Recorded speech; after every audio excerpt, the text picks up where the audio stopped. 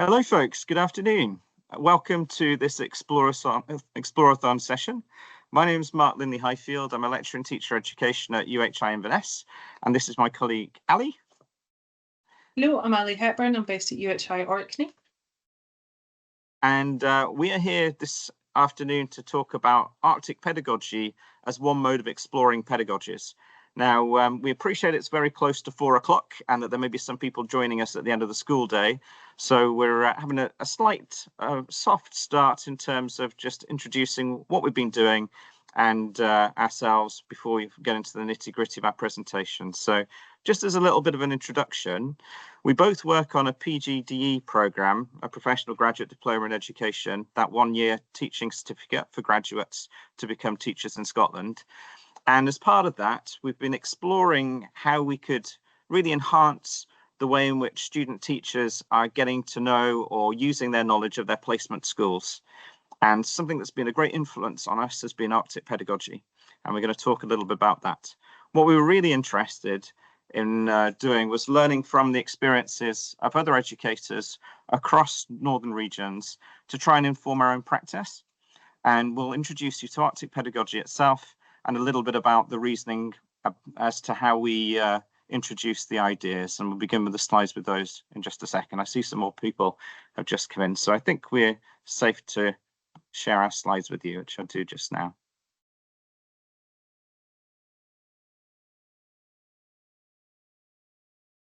So one of the things that was apparent in our ethos in introducing Arctic pedagogy to student teachers was the role of place. And quite a lot is already written about place pedagogy. And what we wanted to do was to integrate our understanding of place into our teacher education program, just to enhance the awareness of place for our student teachers. If we think about place really broadly, we can think of its general role in human life. And if we think about how we describe ourselves in the world, often place is used as a key determinant. Imagine introducing ourselves to somebody for the first time, and we tell them where we're from as part of our identity, and it attaches to who we are. We also have quite strong attachments to place as human beings.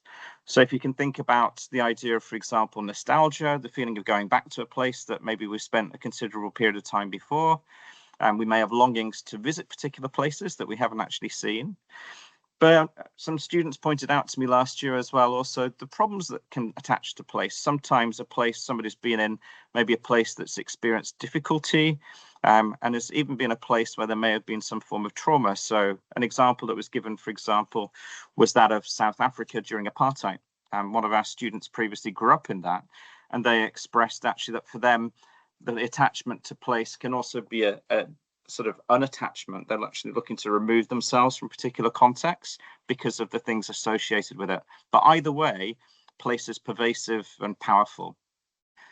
When we try to make sense of our understanding of the world, the sort of understanding that a teacher wants to share with their learners, we really do base it on our interactions with people and places. We can see this in the work of, for example, biological and cultural anthropologists such as Julian Stewart, who was a proponent of the idea called cultural ecology, who argued that cultural practices that we experience throughout the world derive from the sort of engagements people have with the place around them. So if we took a simplistic example, if we looked at an Inuit person in the Arctic environment and historically their creation of an igloo as a shelter, they'd be using the natural resources around them to create the cultural artifacts within which they live and carry out their everyday lives.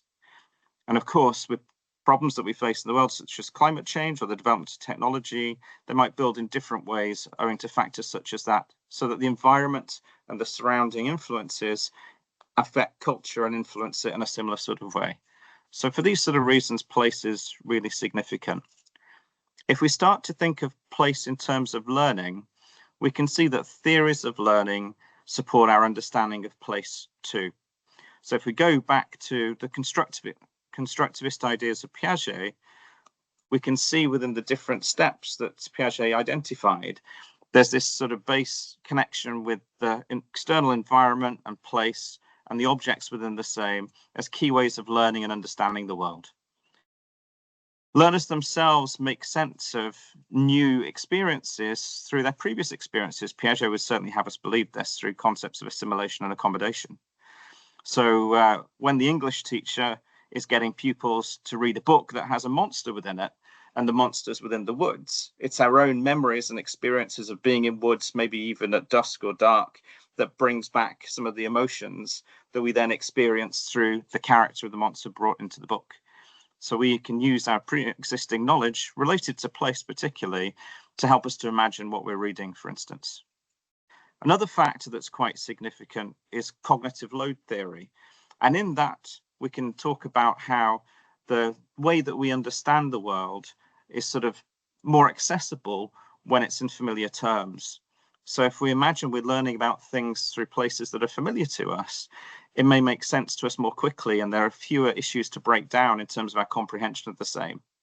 Song was a PhD researcher who produced a study looking at how students at higher education level were given examples from different contexts. The students were in North America.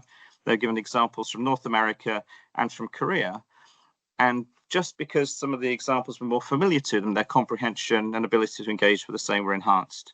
So we can think of then how we can reduce the barriers for our student teachers in terms of how they can relay their learning to the learners in their classroom. And one of the ways they can do that is to reduce the cognitive load by using examples that are familiar.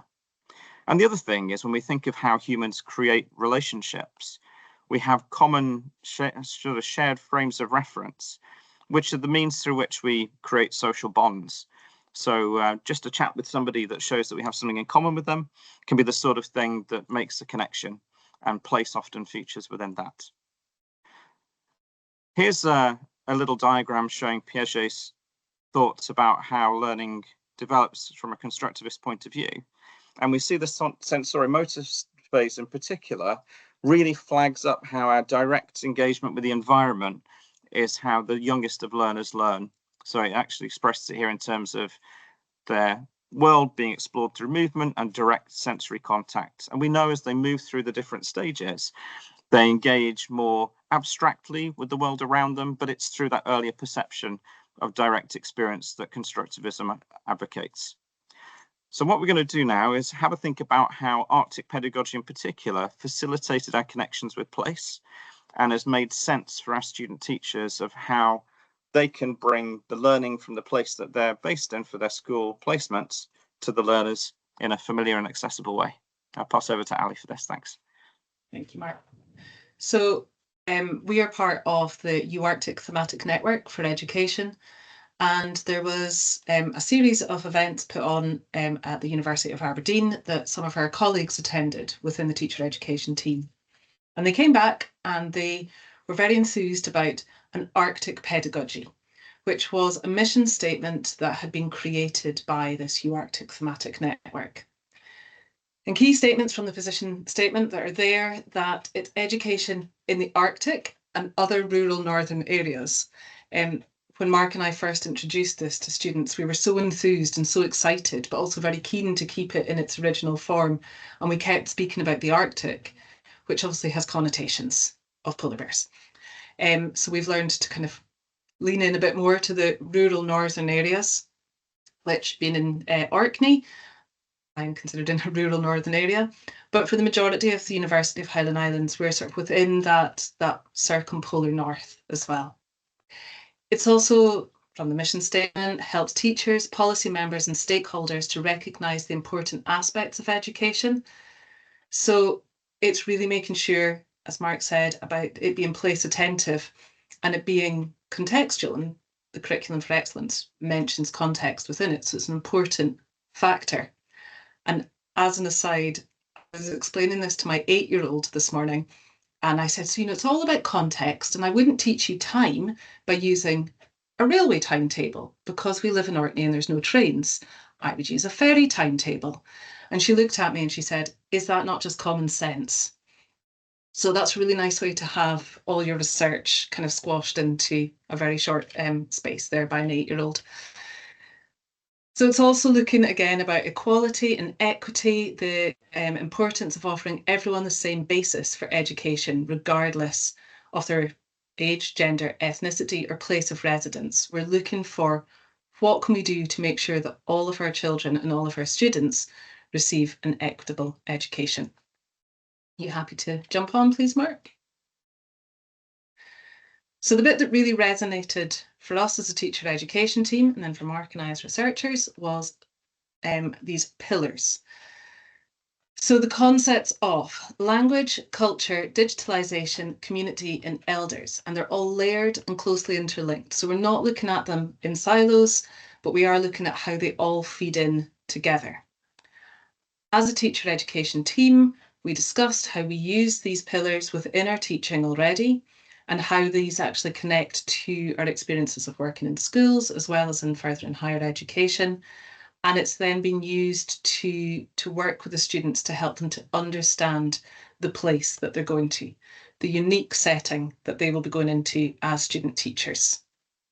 So I'm going to walk you through some of the pillars, thank you, and also then to kind of try and put it into a bit of context. So communities and northern localities are essential, and schools should aim towards accommodating community values and practices for the students. So it instantly asks us to kind of question, what do we mean by communities? How can we define a community?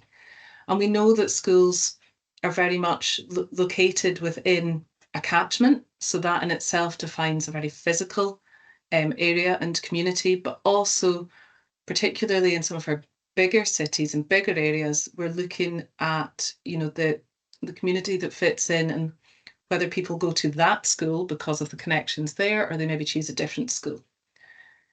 If you're okay to switch on, Mark, thank you. But looking at it in terms of rural schools, we're very aware of much smaller class sizes, multi-composites. So I went to a school that was P1 to P4 and then P5 to P7. Often families within schools, but that it's important for children to be able to go to school in their own community. And we know that there's always a balance with funding and the cost of keeping schools open. The teacher within the communities and the role that that person really plays within the children's lives, within the families' lives, but also beyond the confines of the classroom. And again, for our student teachers, it's understanding that they're not just going into that one classroom, that they're building relationships with a much broader spectrum of people. And also being mindful of community interests. Schools are always heavily involved. We have lots of brilliant education programmes that reach out to our schools. In Orkney, we've got the Science Festival, and yesterday both of my children saw the planetarium. So it's these community connections as well. Thank you, Mark. Also being very mindful of the seasonal rhythm of education. The very nature of our terms is still based on farming. And in some areas we still call the October break the Tappy holidays. But it's also particularly as we look at the global goals for sustainability, having an awareness of a nature-centred lifestyle, the changes in nature, and sustainable ways of living and preserving the ecosystem. So again, for our students, we want them to have this mindfulness of these topics as they go into placement. Second pillar is culture. From the mission statement, understanding local context provides resources and knowledge on which teachers can construct their education plans. So again, what do we mean by culture? And it's such a broad term that can encompass a lot. And we know that there can be a classroom culture and there is a school culture, but there is also that community culture. And then when we were looking at it with the students, if you're happy to skip on, Mark, we spoke a lot actually about tourism and the culture that that has within rural northern areas. The North Coast 500, cruise liners coming into different areas, and the impact that tourism has on the culture of a community. We're always going to be talking about art. It's important, creativity in schools. Industry will play an impact on the culture of the school, be that it's a very farming heavy school or a fishing heavy school, or lots of parents work at Doonry or for SSEN. All of these things will play in. And we'll come back to that as well when we look at elders, because it also plays into things that are accessible for the schools and the students. Employment, do people work within their location or do they move away? And then having an awareness of where children can see themselves going as well. The events that are on, I've already mentioned the Science Festival in Orkney, that you have to be mindful of all the things that are going on, because those are some of the resources that can enrich teaching and can give you some resources as well when you're a student teacher. Language, and this one is a bit of a kind of a passion for me within the research and the work Mark and I've been doing. So it's a really important marker of cultural identity, and the way that we all speak varies depending on who we're speaking to, and the language that we use and the words that we use.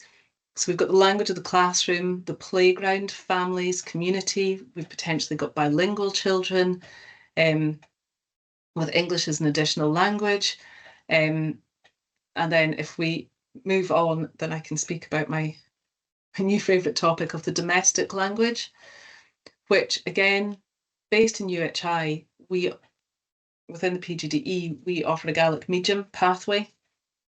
So for a lot of people of a certain age, Gaelic maybe wasn't delivered in school and it was only spoken at home. Obviously, we've seen a big change in that with Gaelic medium education being offered in Scotland.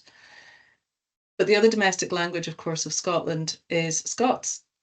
And I've given some examples from the Gruffalo, where the brilliant Itchy Coo publications have translated the Gruffalo into Scots, Doric, and Orcadian. So even there, that awareness of the domestic language within small rural communities. And that's really important to recognise and to promote and encourage and celebrate the domestic language of children, as well as the more formal language of learning. You okay to jump on?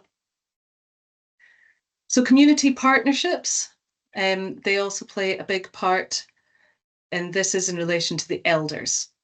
So we had a bit of a challenge when we first introduced elders, because it has quite a strong connotation of religion, of being in church, where churches have elders.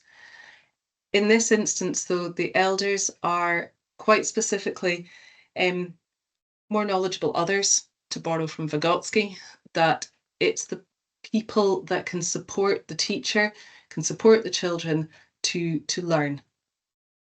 And again, looking at rural skills and Indigenous skills, that can be somebody that doesn't have a formal background in education, but they can be coming into schools and working with children, and also recognising the informal learning that goes on in a lot of communities and a lot of schools, be that sports or brownies, guides, and various other things.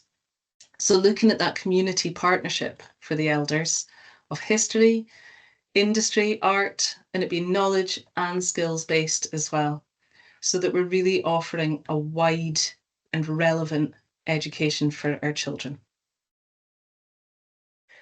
Digitalisation. So I don't know where we would be without it in education anymore. And when I really started to unpack this, it's endless. But from the mission statement, learning and teaching with and through technology support education both inside and outside traditional classrooms. So, if you're okay to jump on again, thank you. Meetings. Here we all are meeting digitally. Events like this can happen with, a very broad range geographically, because we can meet online. But that also works in some of our rural schools as well, where there's maybe a single teacher, so they can participate with other staff meetings by meeting online. And actually for our PGDE students, this is a really important pillar, because they're entire qualification is delivered in a hybrid approach. They come into campus to work with their peers, but the majority of their teaching happens online. So they have that real mix of in-person and online and digital. Class connections, being able to digitally link your class with another one. And when I taught in Edinburgh, I had and this is a long time ago, so it was in the early stages of Skype, of meeting up with a class in Shetland to kind of compare. It was around Up-Helly-On, looking at celebrations and things to do with that.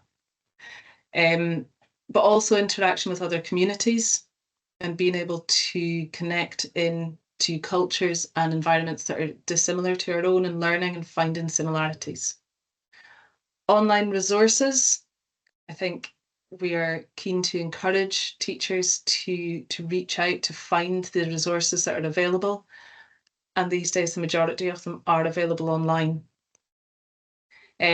There's also things, like the Scottish Book Trust put on fantastic author talks that you can call into in your class, a bit like this, but really entertaining, and learn from an author, which again, it takes away the need for a book tour that maybe happened in the olden days. Recording of data. The majority of data collection and recording in schools now comes online, and we share it and we store it that way. But also then the sharing with parents. And it's a whole other thing that our student teachers need to learn about, whether it's Google Scholar or Teams, Google Classroom, Seesaw, Class Dojo, all of these different digital options that are available and how we can use them to connect. So that's kind of a whistle-stop tour of the pillars from Arctic Pedagogy. I'm going to hand back to Mark. Oh, you're on mute, Mark. Thanks, Ali, for sharing some ideas there as to how the pillars apply in practice and for going through them with us as well. What we'd like to do is invite you to join in a bit of a sharing process, really, about how you see these concepts relating to your own educational experience. So we thought what we'd do is go back to the slide that lists them again so that you have them in front of you. And just thinking about these particular aspects of social life and context, and how in your own context they may be meaningful. So, for example, the issue of language, Ali's spoken about, giving you some really specific examples. What in your own experience connects the issues of language, understanding? Imagine if you're within a school yourself, if student teachers coming to you, how they can maybe use their own domestic language skills that they've developed if they're from the area. Imagine if you have a student who's coming to your school from further afield, what can they do to integrate themselves into that school through sort of experimentation with language and use of language, and sort of valuing what we might call in other contexts Indigenous language, which we shouldn't be afraid of using in Scotland as well. And then the terms such as culture and community, those alongside the notion of elders that we've heard about and digitalization. Are they terms that make sense for you and are things that you could regularly bring into your learning experience? We'd like to know. And I'm not sure at the moment if you're able to put your hand up and unmute yourself. If not, we may be able to unmute you ourselves. But if you'd like to come in verbally, we'd be really grateful for any input. The session itself also has chat and Q&As enabled, so you can use the chat function freely to share any comments and ideas that you've got. And if there are any particular questions, you could use the Q&A function too.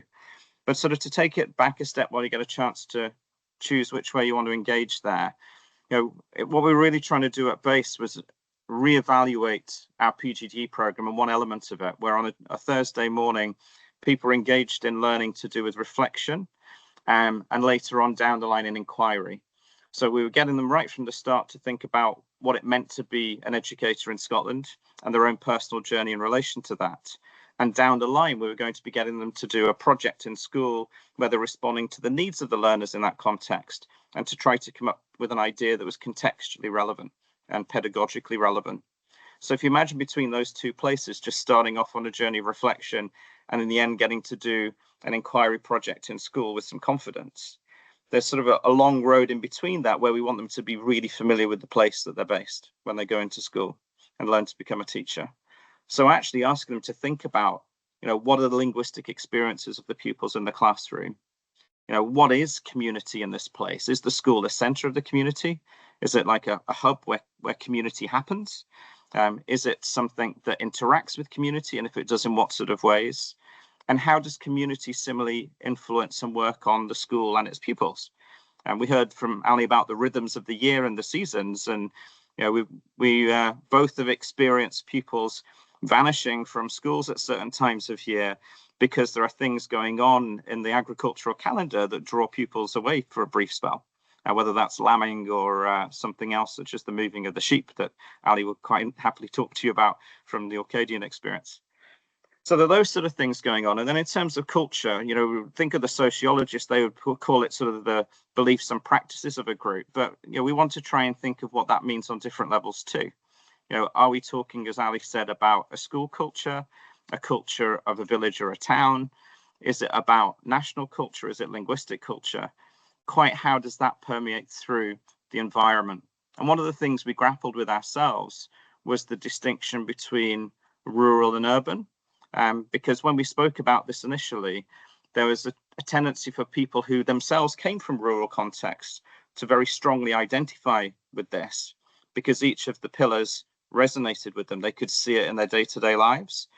Whereas some people in urban contexts weren't quite sure as to where they were spotting these things around them, possibly because the society was diverse and there were multiple cultures at play, and that made it hard to single out any single one. It wasn't to say they weren't present, but it needed some unpicking exactly what that meant in the context. If you think of the linguistic element, for example, it's more obvious in some parts of Scotland that certain linguistic traditions will be strong.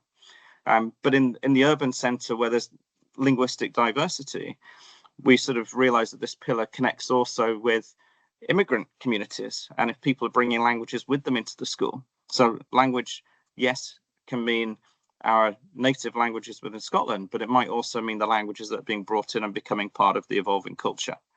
And digitalisation, anything from that connection between you and the parent to the flow of work over the school week, and your own connection with peers in terms of, how do you carry out professional learning, engagement, how realistic and accessible are those things based on how rural you are. So those are the sort of things that we're hoping you might be able to have some thought about, and be really delighted if anybody wanted to come in and talk about them. So I'll just stop sharing the slides for now. We have got a hand up. So if you would like to come on, it's Dr. Fairburn. I'm just seeing if you can unmute yourself. Has that worked okay? Yes, I think so. Can everybody hear me? Oh, we can. Thank you. Yeah, I'm Jamie Fairburn. I'm a practitioner up at Banff Academy, so I'm a geography teacher. And I found this really interesting. As a practitioner, I have found, Arctic pedagogy and that approach extremely helpful in my work with the revitalisation of Scots language, particularly in secondary school.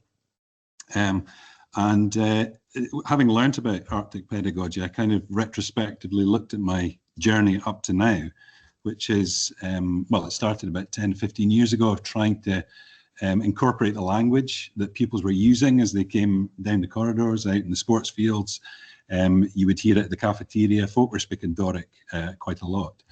And it just seemed to me crazy that this wasn't something that could be used within their education for their creativity and to be valued as part of what happened in the school.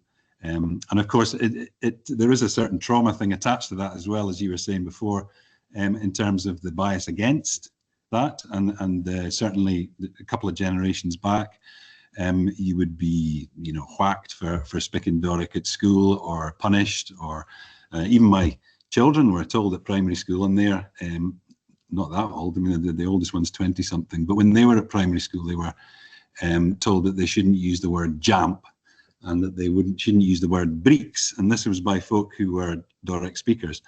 So I found it incredibly useful, and particularly those pillars of tying in language, culture, landscape, as a geography teacher as well. The digital resources that are now becoming available, fantastic, as well, that you were mentioning before, Ali was mentioning. Scots House now have a massive amount of digital resources that kids can use. And of course, if you're trying to introduce that aspect, it's new. And so there's not a lot of resources about, and you're looking for, books are kind of a luxury, and you're looking for ways to link people up, particularly with the community as well. And we've had some success of spreading the whole learning and appreciation of language and the way that people interact with their environment out into the community, to do as many kind of links with the community as we possibly can, including sort of things like Doric boot camp that we do in the holidays to reconnect people with language, and that the kids are taking part in as well. So that was just to kick it off and just say that these pillars have been extremely useful for me. And it was all based on a trip out to Alaska about 15 years ago, where I discovered the Inupiaq framework, where a teacher told me that they are teaching science and other subjects through stories, the story of a little girl in Inupiaq language, and that they found much more suited to the way that people learn in the communities. That's fantastic. Thank you so much. Ali, do you want to come in on the linguistic elements at all there? And I've got sort of a question I'd like to ask as well afterwards, if that's okay. Thanks. Yeah, I mean, for me, that's just kind of music to my ears to hear that you're embracing all the pillars, and particularly that welcoming of the domestic language into the school and into the school environment. But also what you were saying about the negativity of it. And Mark and I, because we're part of the Arctic network, we were meeting with some Greenlandic colleagues, and really it was helping us to understand, you know, where Danish is spoken and where Greenlandic is spoken. And I have a pal who is Sami, and he was saying, you know, he had a right in school to learn, or to not actually have to attend Norwegian classes like our English classes, because that was not his language, and he was allowed to participate in Sami language. Mm-hmm. And I think we sometimes see these as quite distant issues, and we've kind of gone through it with Gaelic, but for some reason, Scots, it's still, you know, we accept it, we use it, but we're not yet getting to that kind of more formal approach of incorporating it into schools. And I think it would be really lovely to see. And for our students to be aware of that. Yeah, and when students come here and probationers come here, they often get a chance to. I mean, we've got two probationers at the moment, and one of them is taking a Scots language class, because we've got to the stage now where we have about 180 bairns doing Scots every year in some form or other, whether that be in third year or later on, and with progression and so on. So it's great for them, because we get a lot of teachers who are maybe brought up in the local area. They're good Doric speakers as well, or they might be learning, or it doesn't really matter. But if they have an appreciation of the language, they can get stuck into that. And I think what they realise is that pupils kind of respond really well to that. I mean, I've got kids who would write much more in Scots than they would write in English. It's a way of learning literacy, but through another medium that they are more familiar with. And they're speaking to their granny and their parents and their friends, and even on their phones, because I think bairns now are much more literate in Scots, because they're texting their pals in Doric. Previous generation wasn't writing it down so much. So we might actually see there that technology has enhanced the written literacy of the language as well. Absolutely, and also the use of voice notes, because as I've discovered with younger people, there's lots of voice notes, and then you don't have to switch back to English. You can just speak as you speak. Yeah, that's fantastic. Thanks, Jamie. And one of the things I was wondering for you, because you've obviously picked up on this and been thinking about its practical application, and I know some of the ideas behind Arctic pedagogy have moved in that time period, and it's sort of within the last 5 years that these 5 pillars have been highlighted, especially as a way of trying to understand lived experience in northern regions. And clearly by pedagogy, define it as you will. We could spend a whole session on that, couldn't we? But whether we want to call it the art or science of teaching, or about, you know, the techniques and strategies and approaches of the teacher and the learner in the classroom, whichever way we're going to pin that down, it's been designed to be a tool to highlight what matters in contexts such as ours. You know, so that's at base what it really is. And I'm wondering, when you're working with the learners, are these concepts that you can work with them, or are they just ones for you to have, you know, in your, you know, toolkit as a practitioner, and to ensure that you're referring to them? Or are they actually something that can be owned by the learners too, do you think? And any sense of which they're maybe conscious of them or could engage with them, and maybe some of these more than others? I'm just wondering about how that maps out in practice for you. I've noticed this, it's a sort of two-stage process of awakening, first of all, because people have to realize they're bilingual. So once they've realized that they're bilingual, and then give them the power to be able to use whichever language they want in different contexts. Because usually what happens is that it's automatic, that they switch, and they're unconsciously doing that. They're unconsciously switching from one to the other based on power and all sorts of other things. And no, you can't speak Doric in the boardroom, etc., etc. So it's kind of that awakening, and then that leads to ownership, I think. So we have a part of the course is really to discuss all these issues, to discuss you know, the place of Scots in society. You know, like, when are you allowed to use it? When are you not allowed to use it? Should we stick by these rules, or should we break them? You know, like, so there's a certain amount of that kind of work going on. But I do think it's folk being aware of it, being relieved that they're allowed to, they're validated for being who they are, and then they can move on with that and become confident users, and they could use English when they want to, Scots when they want to. And by the way, what you mentioned about multilingual spaces, I think is really important. I'm a tutor on the Open University course for training teachers as well for Scots, which started a few years ago. And what we're finding there is that a lot of people had a blockage, that they needed to be given that confidence and permission for all these things to bubble up and actually appreciate the language they had, and be able to share that with pupils, and make sure that they were confident and that their self-esteem could be boosted by validating them. I think an interesting thing, or a thing I'd be interested to learn about as well from your experience in practice, is also the power of the domestic languages for inclusion. You know, for when you, example, you've got learners coming to the school from other areas, and you know, they're coming with their own maybe linguistic heritage, and they find themselves in a classroom that's sort of polyvocal in this sort of sense, that has multiple linguistic elements to it. Do you find, or have you found today, if you've benefited from that situation, that there's sort of like an intermediary role of the domestic language there in inclusion? I'm just wondering if you've heard that, because I've heard anecdotally a couple of people talk about that sometimes accessing the language that's the less formal one can actually be quite inclusive for people who are actually exposing themselves to new languages anyway.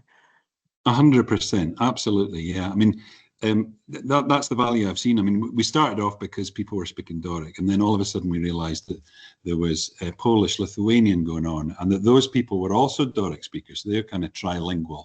Then we noticed that this morning there was a lad he's actually from Wales originally.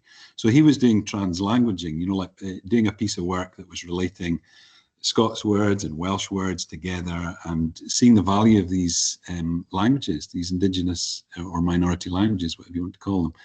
So yeah, absolutely. I mean, it is the big argument that I had to try and expand the thing was that it was inclusive, and I think that is true. It's absolutely true in terms of bringing in people from all these different linguistic viewpoints and being able to share that in the same class. I mean, it is a Scots class, but it's a multilingual space, and I try and make it as much of that as possible.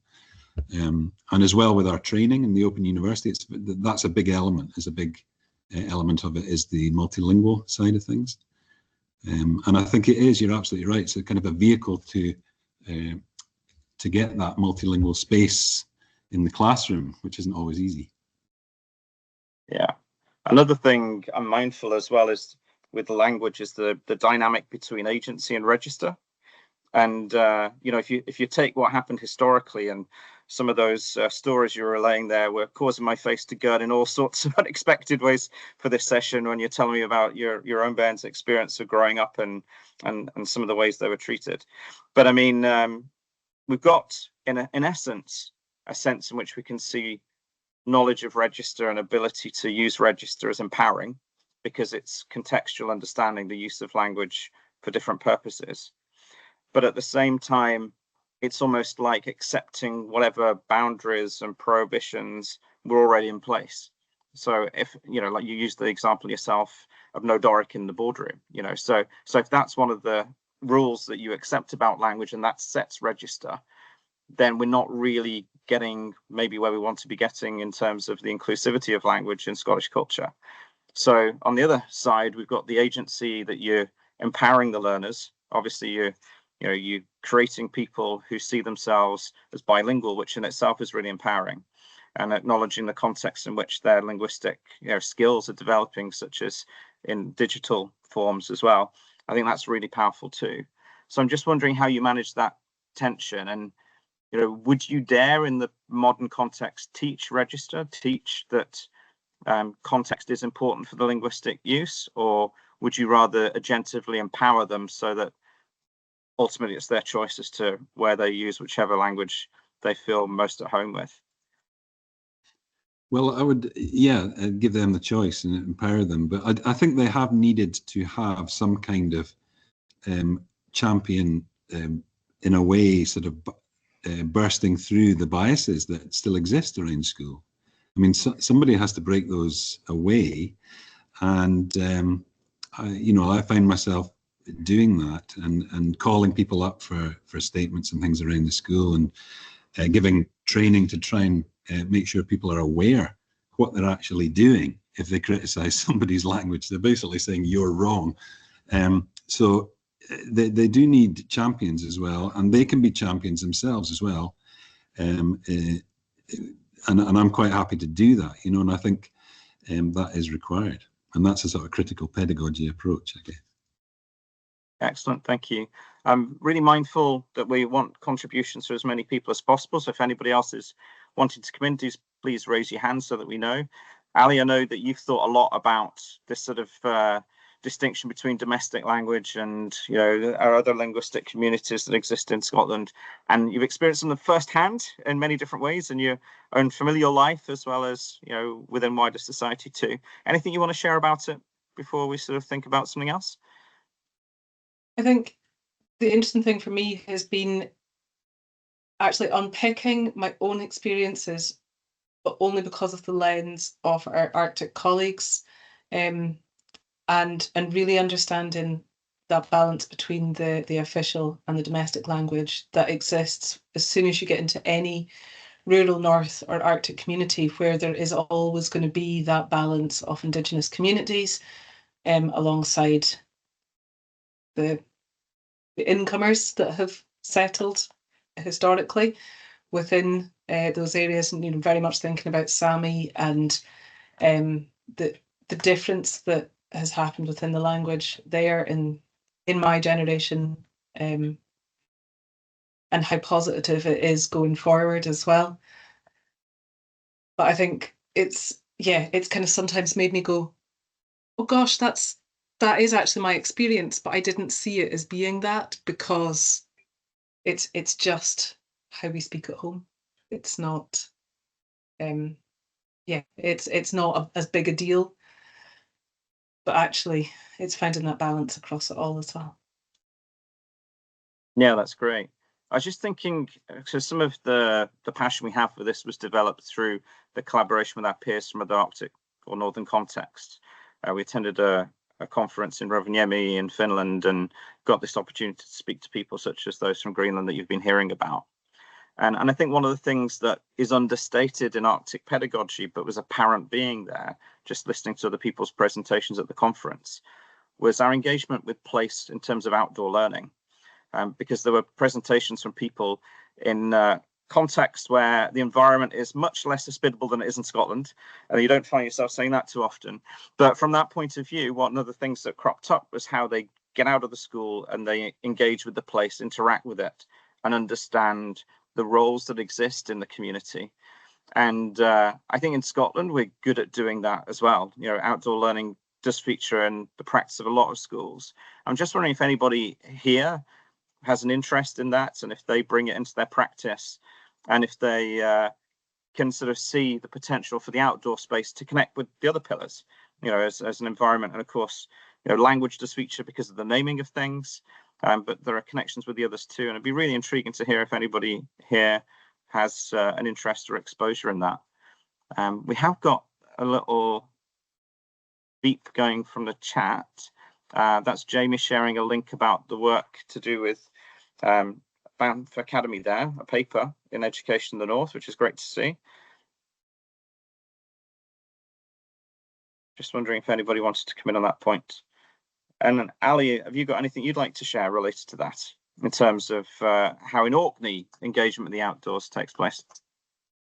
I was actually going to give the example from when we were in Rovaniemi, because it's one that Kerry-Ann, who I think is here somewhere, we spoke about, because you've also got your connection with the Arctic through arts-based. But when we did, so we had student art teachers took us on a tour of the University of Rovaniemi's public art exhibitions, and then they took us into a classroom and we had to come up with our own model of a sculpture that was going to be set within the grounds. And when I'm not doing Arctic pedagogy, I get very excited about play pedagogy, so there was a lot of fun and excitement because it was experiential learning. But actually the physically moving about the university to see these different pieces of art was just so much more powerful than, you know, being contained within one classroom, and being able to interact with the artworks and being able to interact with the environment as well. That was my not so subtle way to get Kerry-Ann to join in with this conversation. Well, there's a definite invitation there, Kerry-Ann, if you're able to join us. I don't know if you are. I can see that you're okay. On mute There she is.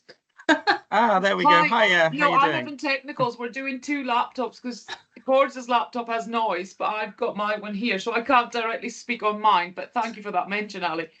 Yeah, I think that's a really interesting one, and I think I see a lot of, well, we've obviously spoke about things before, because I was part of things through my solely online masters that I did, and a lot of that was to do with arts education. Again, Rovaniemi came up, so that was really interesting. So yeah, I think because that was part of a thematic network as well for like arts education. So I'm just interested to see where, because they obviously over the arts education crowd over there were with us and we were just doing solely art. So that was quite interesting, that sort of to see the parallels between, you're talking solely education and we're talking arts education, because that's something that they do obviously in the Arctic region. So that's my interest, and thank you for calling me out, and I'm sorry about the technical issues. So that's me. Thank you. I am sorry for dropping you in there, but thank you, much appreciated. It was mainly as well just because you'd also been to Rovaniemi. And it was interesting, wasn't it? The art that we were exposed to, so connected with place as well. You know, there are so many things that were inspired by the environment there, that when it came to, because we had a wee activity as well to do, didn't we, Ali, if you remember? And we had to create something ourselves practically in relation to it all. And we wanted something that represented our identity. So we were there, obviously representing UHI. And I reckon in some sort of subtle way, the art that was there that connected with place there made us think about place, because we created something that represented the oceans and the waterscapes, as well as the mountains and landscapes that represented the Highlands and Islands. And, you know, we were quite proud of this wee little piece of work we created at the time that just sort of symbolized those two things. But undoubtedly, the art had been an inspiration behind it. And even if we weren't consciously talking about that element of it, it certainly fed into how we decided to work ourselves. So place inspired our own artistic expression then, but in two ways, both the place that we came from and the place that we were experiencing and the art within it. There's a comment in the chat. Yeah, So Michelle's we've come in got and said about Michelle. RSPB in Shetland, does a lot of guided and art experiences for children and adults. So again, to link it back to the pillars, there we've got the elders because they are the experts in that, or the more knowledgeable others. And then you're also saying that as the church, we're starting to connect with nature and place and intergenerational worship. And I think that's great to see that understanding of where we are, and what that connects to. Thank you, Michelle. And again, the digitalization, because when you look at something like the big bird watch from RSPB, that's something that you used to, you fill it in and then you would post it back. And as a class teacher, that was always quite an exciting thing to do. And then that changed to being able to do it online as well. So again, it's those are more examples of digitalization that we can contribute to these things when we are in quite a different environment. And it really is able to take aspects from all the different places in Scotland. Yeah, I think one of the practical things that crops up, certainly when the student teachers meet the 5 pillars, is them often asking about the distinction between culture and community. And, I guess they're so closely entwined, the two, aren't they, that it is difficult to separate them. But when we think about community as being the people, so we're thinking about the who are these that we're engaging with, and the different sort of sections of the community that might represent. But also there's like a sentiment, a feeling, isn't there, attached to community, so we could say it's an emotion as well, a sentiment, something that actually we feel and live and breathe, in addition to knowing who and what that is. Whereas the culture then, I suppose, is how those interactions appear, and what we sort of see in terms of the relations between people, and then the things that people celebrate and take pride in and preserve. And that's where we get the interaction between the different pillars as well, because when we talk about the elders, often they're the guardians of the culture, they're members of the community, and all these things directly interlink. And that sort of knowledge that we can bring in, in Vygotsky, in terms of the more experienced other, the expert on that topic, who's going to come and share with their own passion their interest with the learners. That's so valuable. And even thinking about the pillars can help you think about who to bring in, who is the right person to come and speak to us and to share these ideas. And one of the reasons I was really keen right from the start for Ali to be involved in this stuff is just her experience in terms of sort of folk music and folk literature, and that sort of part of our heritage in Scotland, which is so important in many different communities around the country. And it's sort of not losing the connection with that too. And you might say, is this stuff automatic for somebody who comes from a place, is within the community? And UHI's design was to serve the communities that people are living in, and to enable that through technology where people are more remote. So if you think about that, then surely somebody within the community, and Jamie, you referred to this, somebody within the community is teaching others within the community too. They're coming from that place. But sometimes people come from the outside, and their awareness of these things can help them to connect in a meaningful way, as well as that kind of metacognition and self-awareness we kind of want both pupils and student teachers to have, in terms of, in what ways am I engaging and why, what's important, and what are the things that are significant. And we really would encourage, these 5 pillars to be helpful concepts for trying to understand that stuff. I'll give a bit of feedback from a student as well. They spoke about the fact that going to a school that wasn't a community that they were familiar with, that the pillars actually formed the basis of the conversation with other members of staff in the staff room, because it actually gave them something to ask about.